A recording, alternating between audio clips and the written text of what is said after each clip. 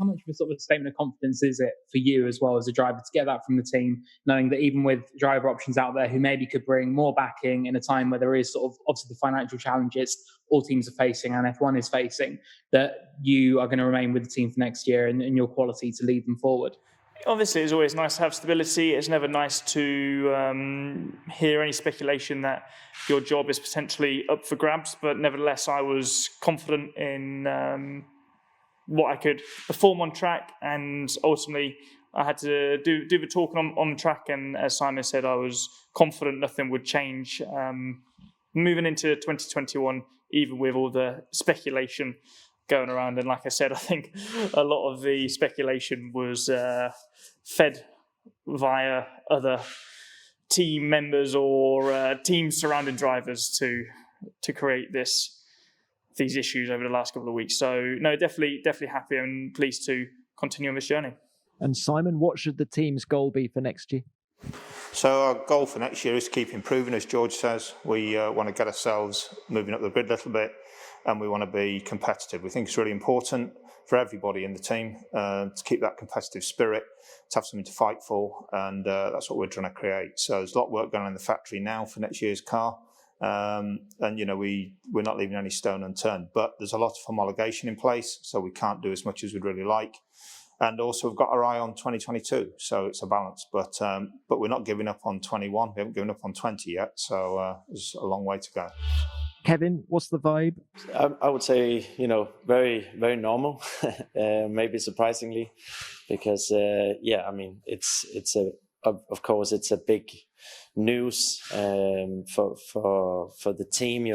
There's going to be a big change, and the guys that I work with directly in the team, they haven't had any influence on that, so it's just been a news for them, and of course it's something to get used to. But still, I would say certainly last race, it was very normal, and you don't really change anything. So, and the motivation is 100% there still. I want to do a good job for the team. They deserve that, and there's not been any bad feelings. So I still want to do well for them and support them the best I can do. Thanks, Kevin. Roman, your thoughts, please. Yeah, no, the atmosphere is good. I think the boys, we are racer, and if we're here is to race and race as hard as we can. And obviously, I think the future has never really changed that aspect for staying on or not with the team. And I think as much as I can give my best, I will. And I know the engineers and mechanics and everyone is in the same boat. So yes, we're not going to be together next year, but we are together for the next 5 races, and we want to do well.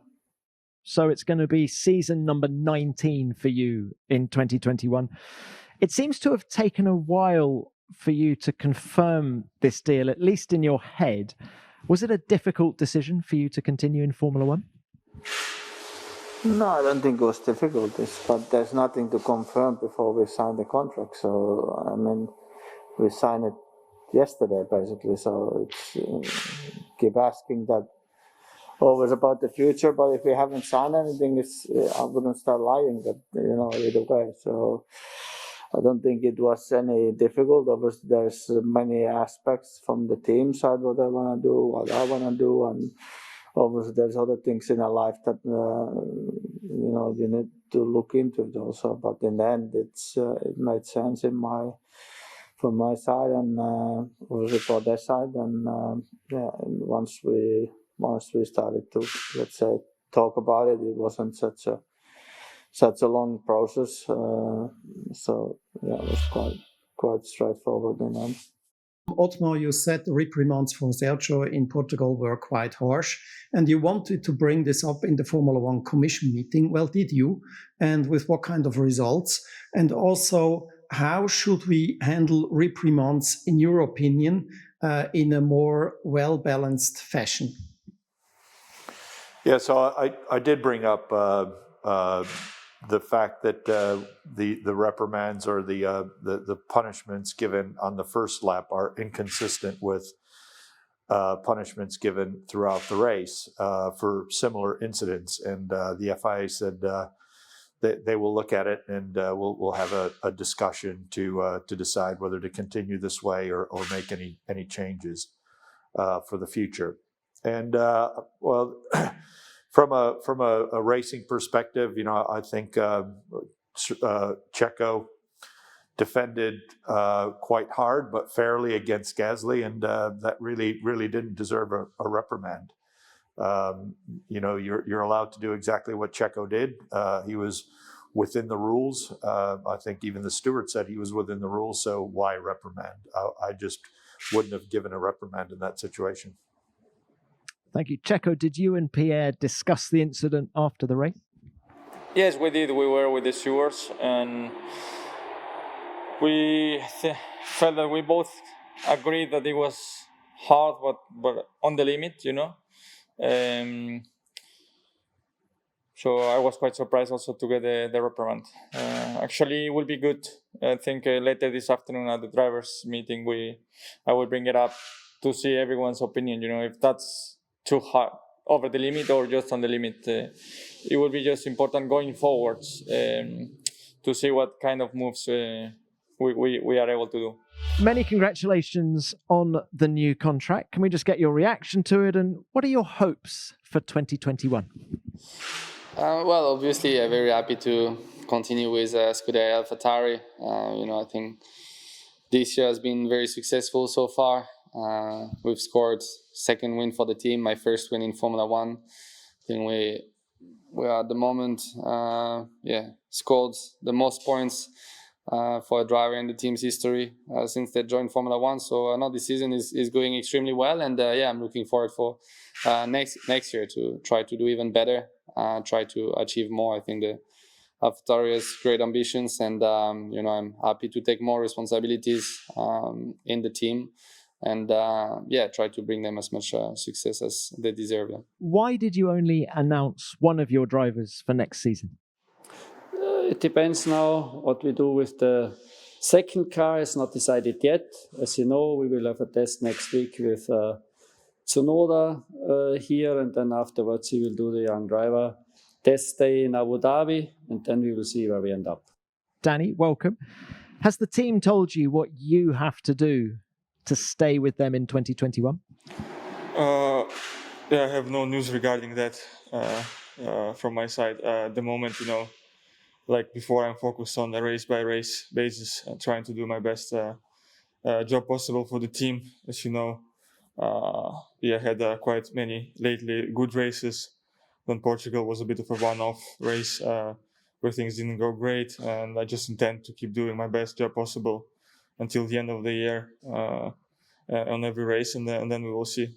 Were you surprised that they only announced Pierre? No. Are you disappointed that it seems that you weren't even considered for the Red Bull drive? And considering your impressive performances this season, the victory in Monza, do you think that something that may have happened in the past may have contributed to the decision more than your actual current performances? Well, to answer the second part of your question, I don't know.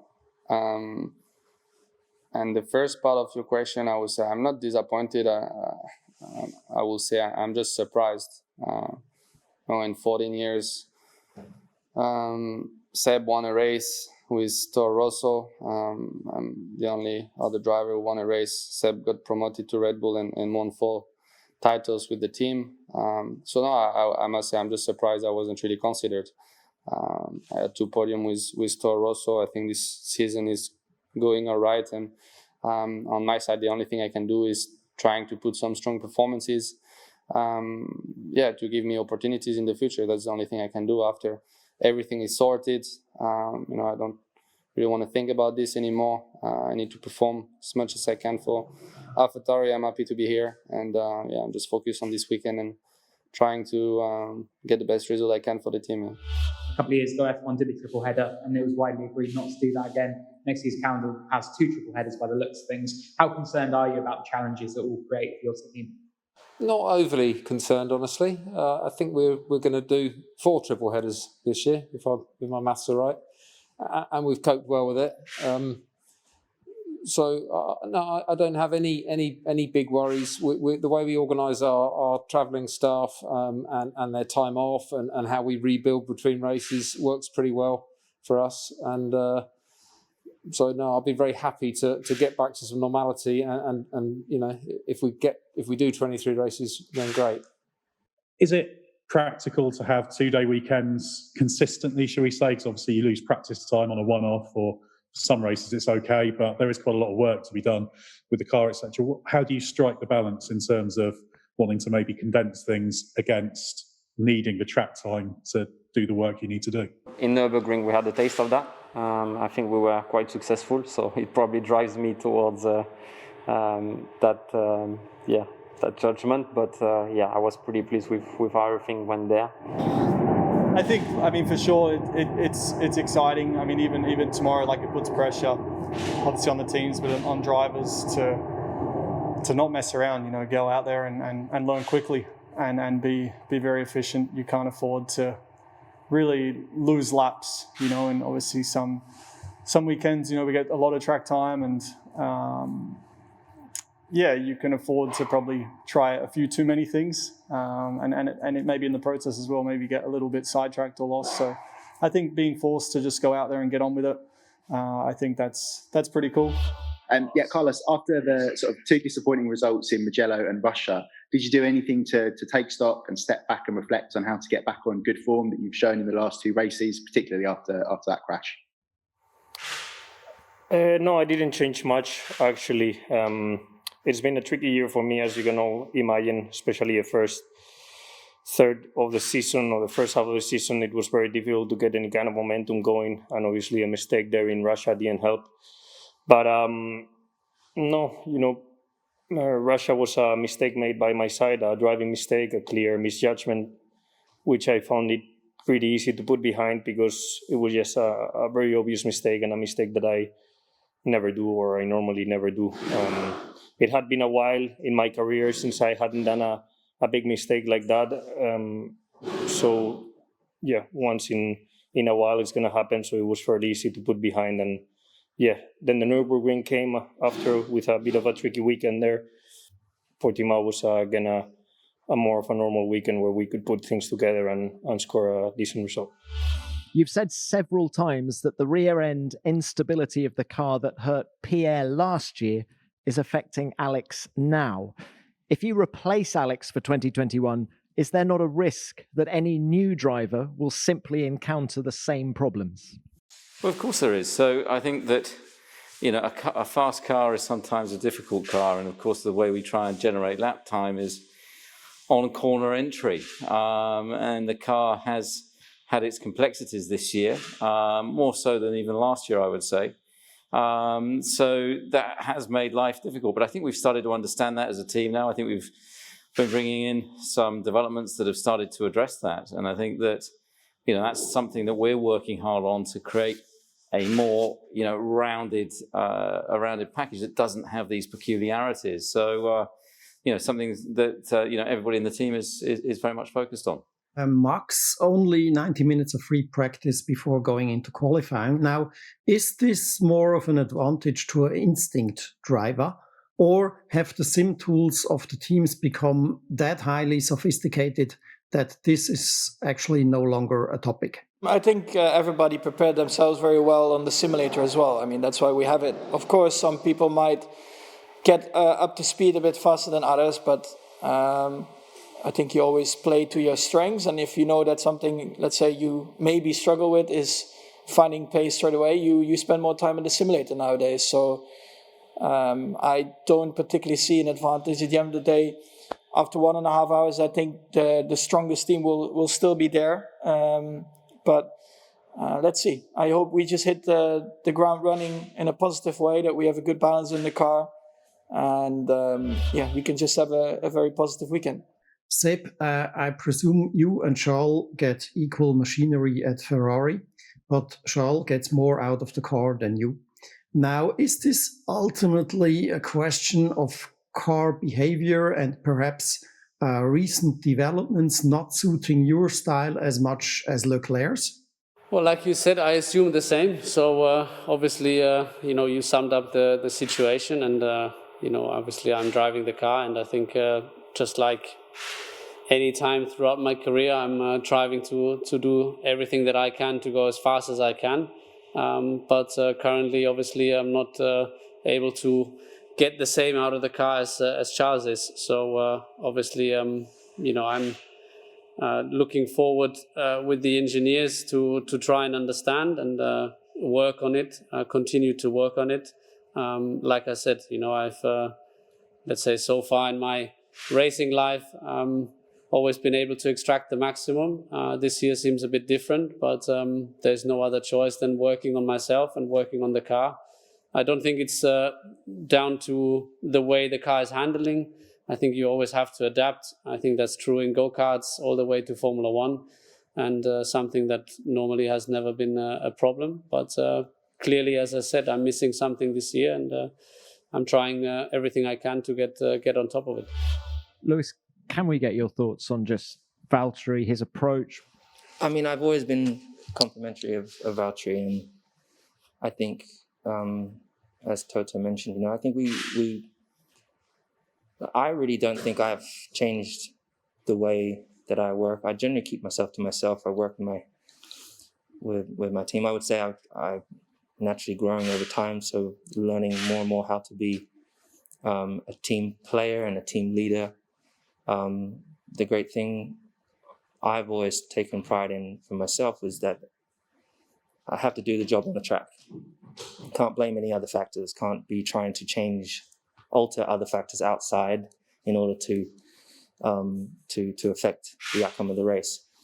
And so I just, if I get beaten on the day, I need to do a better job.